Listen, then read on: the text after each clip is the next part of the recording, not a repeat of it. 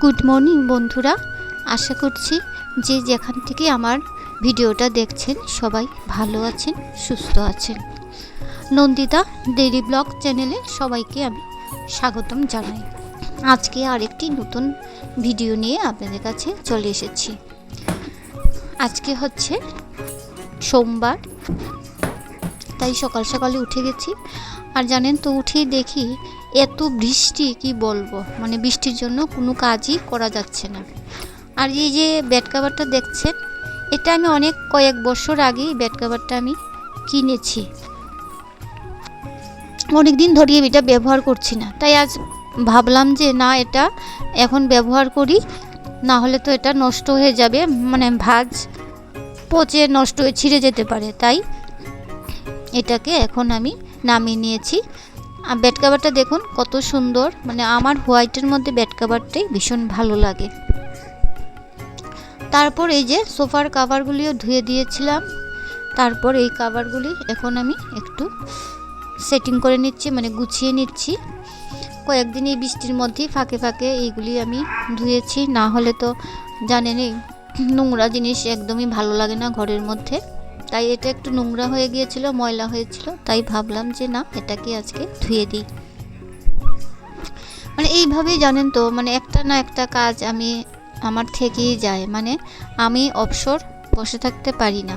আমি এইভাবেই আমার সংসারটাকে খুব সুন্দর করে যত্ন করে গুছিয়ে কাজ করি, একা হাতে কাজ করি, কিন্তু আমি খুব আনন্দের সহিত আমার এই সংসারের সব কাজগুলি করি।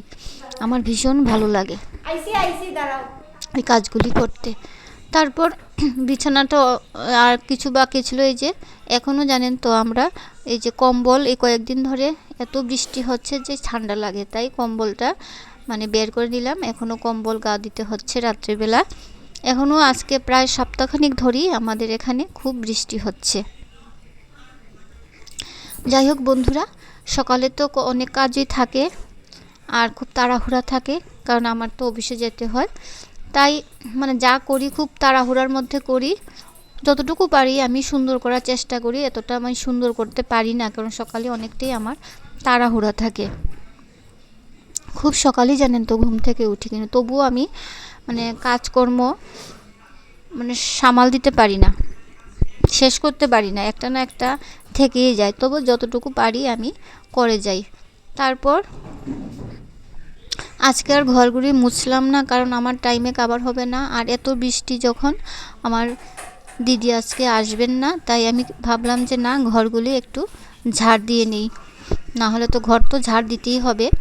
তাই আজকে আর মুছামুছি না করে, টাইমের অভাবে, তাই শুধু ঘরগুলি একটু ভালো করে ঝাড় দিয়ে নিলাম।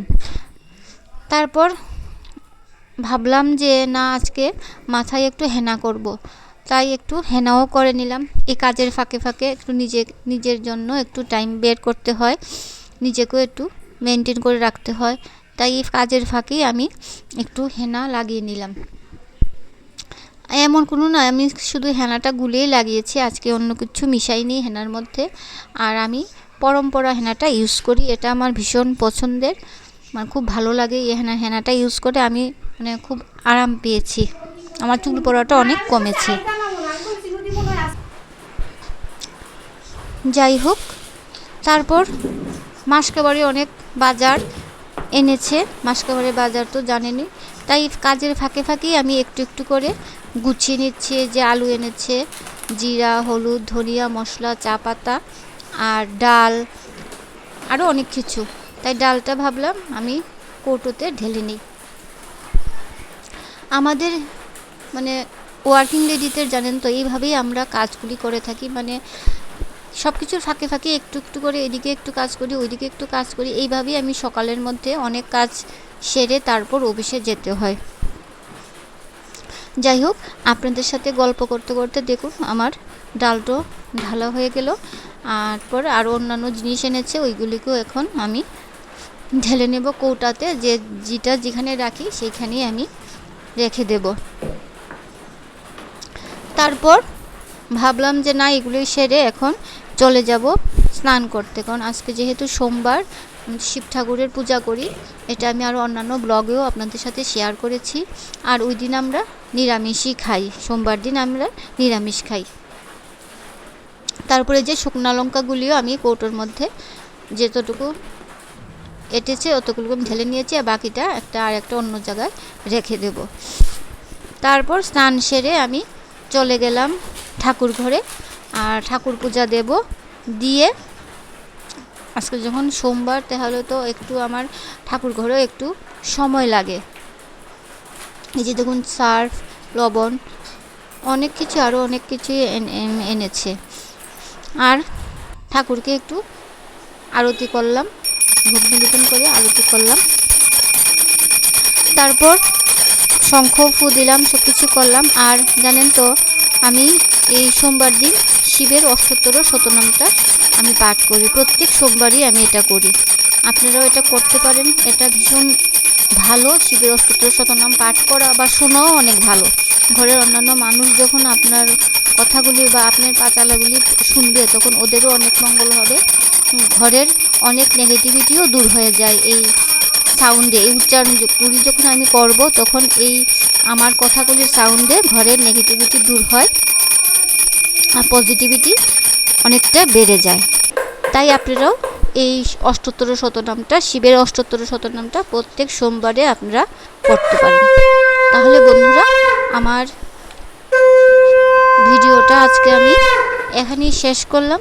আর যদি আপনাদের এটা ভালো লাগে, তাহলে আমার চ্যানেলটাকে একটু সাবস্ক্রাইব করে দেবেন আর এটা লাইক দিয়ে দেবেন। তাহলে বন্ধুরা, দেখা হবে নেক্সট আরেকটি ভিডিওতে।